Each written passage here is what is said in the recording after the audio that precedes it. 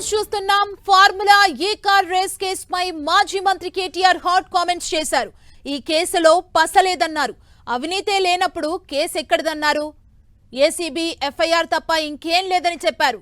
న్యాయస్థానాల మీద నమ్మకం ఉందన్న కేటీఆర్ హైకోర్టు ఏం తీర్పిస్తుందో చూద్దామన్నారు. ఈ నెల 7న ఈడీ విచారణకు హాజరుపై తమ లాయర్లదే నిర్ణయమని తెలిపారు. తనను ఏదో రకంగా జైలుకు పంపాలని ప్రభుత్వం చూస్తుందని, ఇది 6వ ప్రయత్నమన్నారు. సీఎం రేవంత్ కు ఏ ఆధారం దొరకటం లేదని, తనపై కేసు పెడితే రేవంత్ పై కూడా కేసు పెట్టాలని కేటీఆర్ డిమాండ్ చేశారు. కేటీఆర్ కామెంట్స్ కి సంబంధించి మరిన్ని డీటెయిల్స్ మా ప్రతినిధి శ్రీకాంత్ అందిస్తారు. శ్రీకాంత్, కొద్దిసేపటి క్రితం కేటీఆర్ మీడియాతో ఇష్టాగోష్ఠిగా మాట్లాడారు.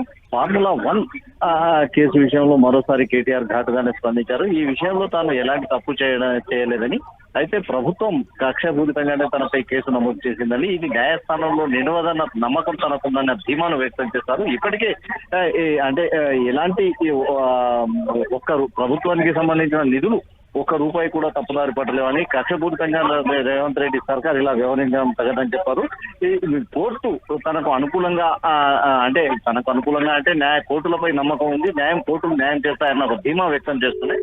7వ తేదీన విచారణకు సంబంధించి న్యాయవాదుల సూచన మేరకు ముందుకు వెళ్తానని చెప్పారు. అయితే త్వరలో పార్టీ ఫిరాయింపు ఎమ్మెల్యేలపై కూడా సుప్రీంకోర్టుకు వెళ్తామని కేటీఆర్ ఈ సందర్భంగా ప్రకటన చేశారు. 16వ తేదీ తర్వాత సుప్రీంకోర్టులో పార్టీ ఫిరాయింపు ఎమ్మెల్యేలపై కోర్టులో కేసు వేస్తామని ప్రకటించారు. ఈ ఏడాది మొత్తం కూడా party ఫిరాయించిన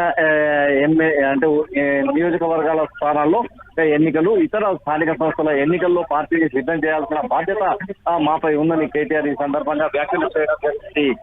Suma, thank you Srikanth.